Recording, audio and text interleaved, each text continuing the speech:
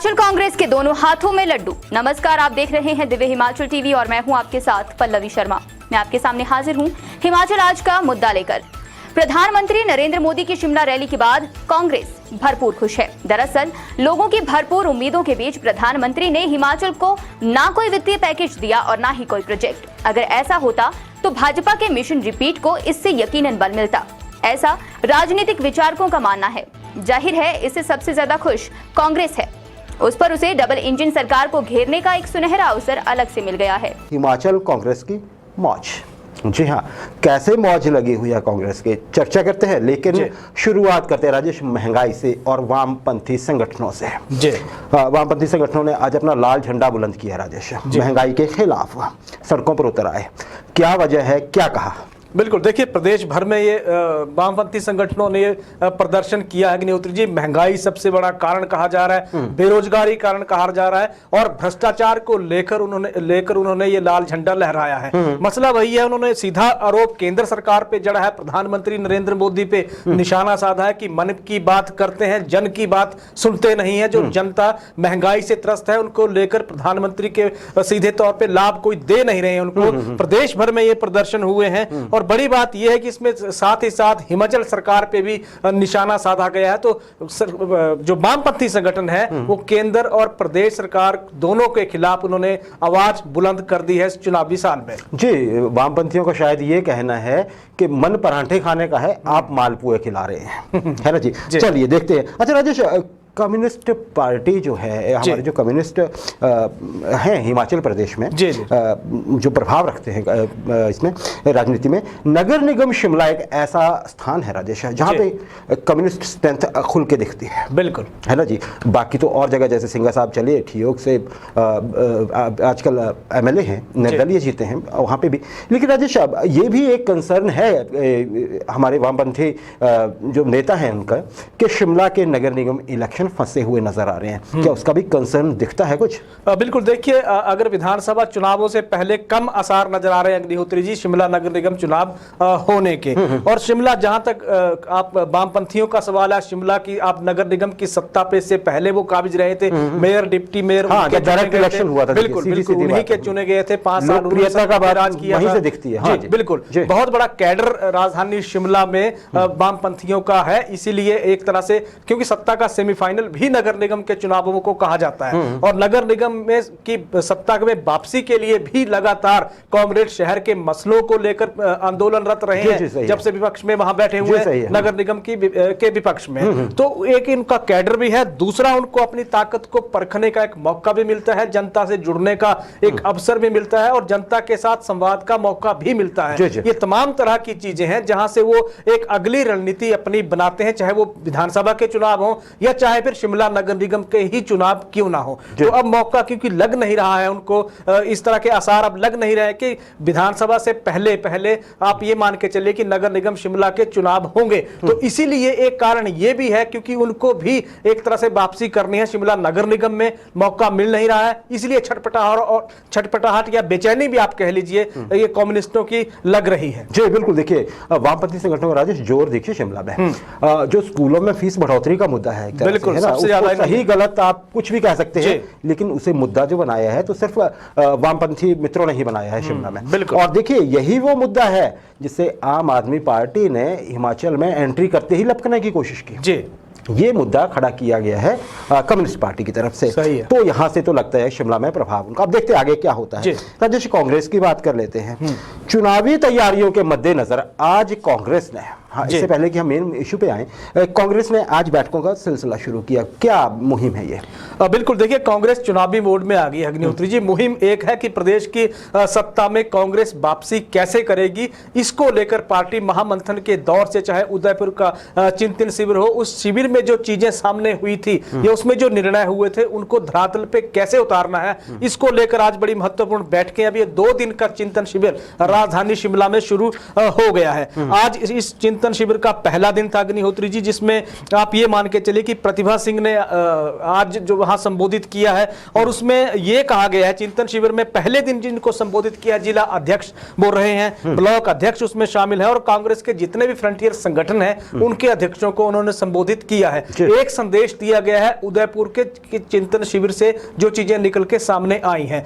दूसरा जो मेन कारण है, दूसरा कारण हिमाचल प्रदेश में चुनाव आ रहे हैं, इसको लेकर कांग्रेस गंभीर होती हुई नजर आ रही है। उन चुनावों में पार्टी की रणनीति क्या रहेगी, जिला अध्यक्षों की, ब्लॉक अध्यक्षों की, फ्रंटियर संगठनों की भूमिका बड़ी अहम होने वाली है। इसलिए जितना भी संगठन है, अब पार्टी की प्रदेशाध्यक्ष कह लीजिए, जितने भी तमाम बड़े नेता हैं, वो उनको अब चार्ज एक तरह से करने लग पड़े हैं। मिशन यही है कि एक ही है कि सत्ता में वापसी पार्टी कैसे करेगी। कल का दिन भी महत्वपूर्ण होने जा रहा है, क्योंकि कल राज्य कार्यकारिणी की बैठक होने जा रही है। पूर्व और मौजूदा जो विधायक हैं, कांग्रेस के जितने भी बड़े संगठन हैं, वो भी इसमें भाग लेने जा रहे हैं। तो कल का दिन भी बहुत महत्वपूर्ण इसमें होने जा रहा है। कल का दिन भी महत्वपूर्ण होने जा रहा है। कल भी हमारी नजर रहेगी कांग्रेस के क्या घटनाक्रम होता है कांग्रेस की ओर से। राजेश, कल प्रधानमंत्री नरेंद्र मोदी शिमला में थे, 8 साल पूरे हुए उनके कार्यकाल के। उसके बाद जैसे ही उनका कार्यक्रम समाप्त हुआ जी, हिमाचल कांग्रेस की खुशी संभाल रही थी। सही है।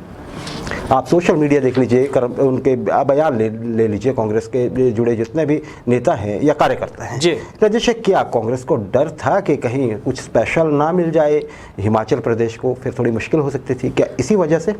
बिल्कुल, देखिए बड़ी बात यह है कि भाजपा के लिए जो प्रधानमंत्री नरेंद्र मोदी का जो ये दौरा हुआ है, या जितनी बड़ी जो रैली पिछले कल हुई है, भाजपा के लिए दो नजरिए या दो पहलू इसके हैं। एक तो ये कि पार्टी ने जो अपनी ताकत दिखाई है, उसका आप ये मान के चलिए कि केंद्र सरकार के सामने एक सकारात्मक पक्ष हिमाचल प्रदेश भाजपा का गया है। एक चीज तो वो परेशानी सबसे बड़ी पार्टी के लिए पैदा ये हो गई अग्निहोत्री जी की, अब जनता और सीधे तौर पर विपक्ष को जवाब देना सरकार के लिए भी अब मुश्किल होता जा रहा है, और साथ ही पार्टी के संगठन के लिए भी अब मुश्किल होता जा रहा है। कांग्रेस की जहां तक बात है, कांग्रेस के लिए ये दौरा तो आप ये मान के चलिए कि एक तरह से टॉनिक बन के सामने आ रहा है, क्योंकि जिस पैकेज की बात हो रही है, जो प्रधानमंत्री से एक आस हिमाचल को थी कि कोई स्पेशल पैकेज हिमाचल प्रदेश के लिए देंगे, उस तरह की घोषणा कोई उन्होंने नहीं की है। इसको लेकर कांग्रेस अब सरकार के खिलाफ सीधे तौर पे हमलावर हो गई है। 2-3 तरह की चीजें हैं जिसमें कांग्रेस की प्रदेशाध्यक्ष जिन्होंने ये कहा कि भाजपा को इस चुनावों में अब अपनी हार नजर सामने आ रही है, इसीलिए केंद्र से चाहे प्रधानमंत्री को बुलाया जा रहा है, चाहे केंद्रीय नेताओं को बुलाया जा रहा है, चाहे पार्टी के राष्ट्रीय अध्यक्ष को बुला के यहां दौरे करवाए जा रहे हैं। सरकार 4.5 साल में हिमाचल प्रदेश में विकास करवाने में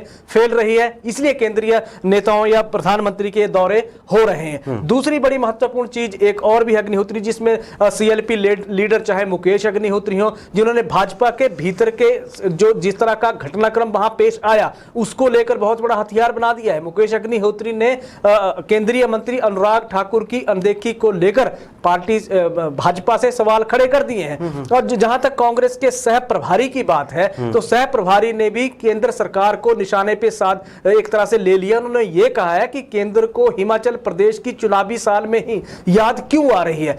केंद्र क्योंकि पीएम मोदी कुछ दे नहीं पाए हैं, भाजपा की मजबूरी यह है कि अब ज्यादा प्रचार कर नहीं सकती है। कांग्रेस सीधे तौर पे एक तरह से हमलावर हो गई है। अब कांग्रेस हमलावर, आपने सारा चिट्ठा खोल दिया राजेश, कांग्रेस के किस नेता ने क्या कहा। अब बढ़िया है, आपने बात की थी भाजपा की जी। जाहिर है जो सवाल पूछे जाएंगे वो तो पूछे जाएंगे, बिल्कुल। एक्सपर्ट भी ये मान रहे हैं कि अब अगर कुछ दिया जाता है तो शायद देर हो गई है, क्योंकि मायूसी ज़्यादा बढ़ गई है। भाजपा के ही लोग सवाल पूछते पाए गए कि हिमाचल को क्या मिला। राजेश, पर हिमाचल की जो भाजपा है जी, वो प्रसन्न बहुत है, खासकर जिस तरह से कल मेगा शो हुआ है, लोग जिस तरह से जुटे थे, जिस तरह से प्रधानमंत्री ने समा बांधा, गाड़ी से उतरे, लोगों से मिले, हर कुछ है ना जी। और ये सबसे बड़ी बात ये है कि जो कल की शिमला रैली की झलकियां है ना जी, वह बीजेपी के जो ऑफिशियल हैंडल्स हैं सोशल मीडिया के, चाहे वो इंस्टाग्राम है, चाहे वो फेसबुक के पेजेस है, या कोई और भी है जी, वहाँ पे वो वीडियो चले हुए हैं कल के हिमाचल के। और उन वीडियोस में देखिए हिमाचल खूबसूरत भी बहुत नजर आ रहा है, सही है, खूबसूरत है भी जी, इतने अच्छे फोटो। इससे भाजपा के लोग तो कम से कम उत्साहित हैं, जो कार्यकर्ता है, डाई हार्ड फैंस है, वो भी बहुत खुश हैं।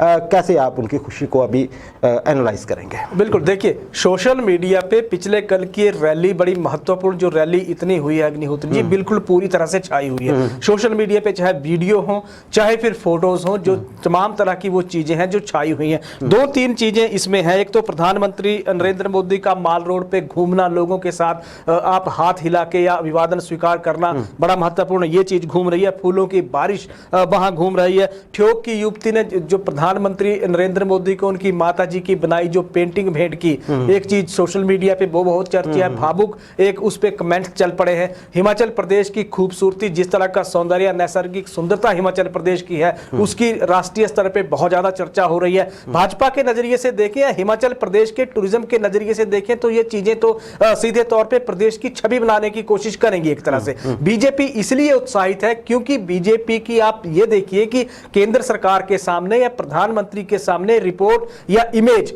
एक क्लीन इमेज गई है, बहुत बढ़िया एक इमेज गई है, जिससे भाजपा को एक तरह से बूस्टर डोज प्रधानमंत्री के इस दौरे से मिली है। लेकिन उस बूस्टर डोज का आम आदमी को लाभ फिलहाल मिलता हुआ नजर नहीं आ रहा है। इसलिए आम आदमी सवाल यह कर रहा है, यह विपक्ष भी अब सवाल यह पूछ रहा है कि प्रधानमंत्री नरेंद्र मोदी के इस दौरे से हिमाचल को मिला क्या? देखिए मिला क्या, एक ना मैं यहाँ तो नहीं बोलेंगे कि वो शब्द क्या है, लेकिन लक्कड़ बाजार की चर्चा कल खूब हुई सोशल मीडिया पे।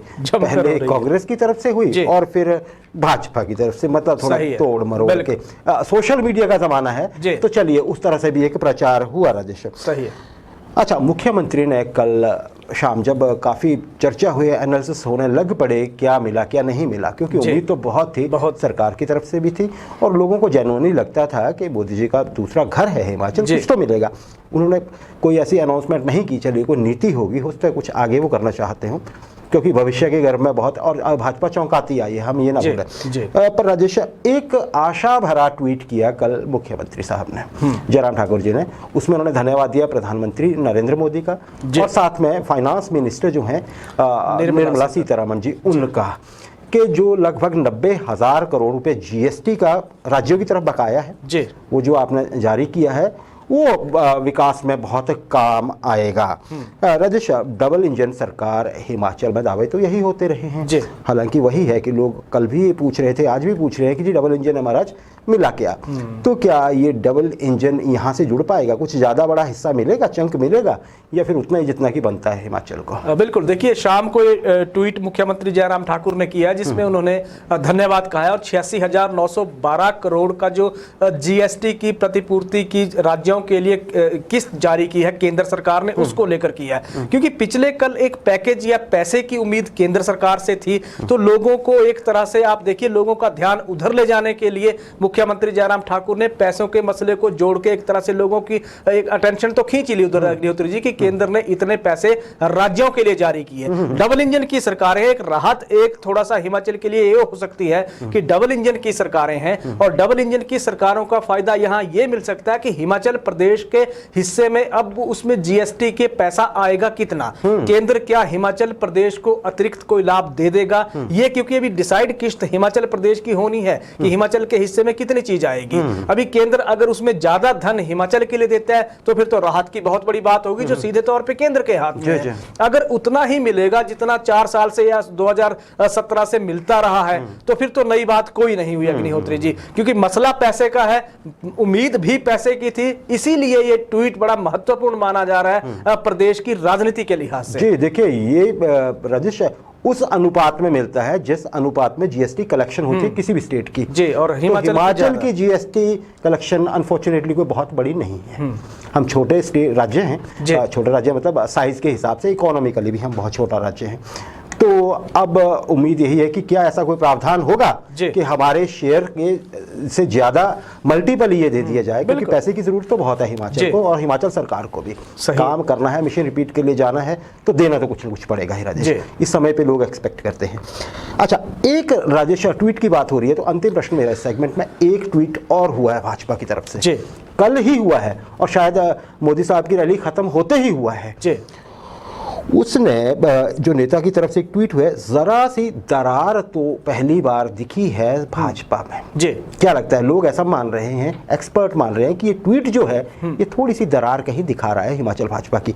क्या ट्वीट है, क्या मायने इसके? बिल्कुल, देखिए पीएम के कार्यक्रम के तुरंत बाद ये एक तरह से दरार बीजेपी में सामने आई है। अग्निहोत्री जी भाजपा के उपाध्यक्ष हैं गणेश दत्त। गणेश दत्त ने सोशल मीडिया एक ट्वीट किया है और उनका ट्वीट बहुत चर्चा में है, बहुत घूम रहा है आज, जिसमें उन्होंने कहा है कि पीएम के कार्यक्रम को कुछ लोगों ने हाईजैक करने की कोशिश की है और ये भाजपा की एक तो प्रतिष्ठा के खिलाफ है और भाजपा के लिए सही चीज नहीं है, ये उन्होंने कहा है। जिसमें उन्होंने हैशटैग पीएम नरेंद्र मोदी को किया है, जयराम ठाकुर को किया है। तो इसमें सीधे तौर पे कहें तो हल्का सा लग तो रहा है कि क्योंकि उनके मन में ऐसी क्यों टीस पैदा हो गई जिसमें उनको ये लग रहा है कि कार्यक्रम को हाईजैक किया गया। शिमला में एक महिला नेत्री ने सवाल खड़े कर दिए थे, जिस तरह से बैठने की व्यवस्था वहां की गई थी, सोशल मीडिया पे वो चीज भी चल पड़ी है। और जिस तरह का मंच पे अनुराग ठाकुर का, जहां तक जिस तरह का व्यवहार अनुराग ठाकुर के साथ हुआ वो भी सोशल मीडिया पे बहुत ज्यादा घूम रहा है अग्निहोत्री जी। तो इस तरह की चीजें अब सामने आ रही हैं कि चुनावी साल में इस तरह के घटनाक्रम पार्टी के लिए के नजरिए से अगर हम देखें तो सही नहीं है। सियासत के नजरिए से देखें तो इनमें से आने वाले दिनों में बहुत कुछ निकलने वाला है, बहुत कुछ निकलने वाला है। और ये जो मायूसी है, जैसे आपने कहा कि अनुराग ठाकुर का नाम नहीं लिया गया, जो समर्थक हैं उनमें वो भी झलक रही है। कैसे झलक रही है राजेश? क्योंकि उनका एक्टिविज्म जो है सोशल मीडिया पे वो कल से बिल्कुल जीरो की तरह नजर आ रहा है। अदरवाइज वहां से बहुत ज्यादा इनपुट होती थी। राजेश, हम ना भूलें अनुराग ठाकुर के लिए जब प्रधानमंत्री ने अटल टनल का उद्घाटन किया था, हिमाचली छोकरों, याद है ना? बिल्कुल, 2 बार वो कहा था और अनुराग ठाकुर हिट हो गए थे। पूरे हिमाचल में जो उनके समर्थक थे वो बल्लियों उछले थे। आज नाम भी नहीं लिया। खैर, वो अधीर चौधरी है ना जी, अधीर रंजन चौधरी जो कि विपक्ष के नेता है लोकसभा में कांग्रेस के, उन्होंने शायद उनको जब हिमाचली छोकरा कहा था सदन के भीतर ही, प्रधानमंत्री मोदी ने उसी चीज को हाईलाइट किया था उस समय पे। बिल्कुल, और पिछले कल नाम भी नहीं लिया।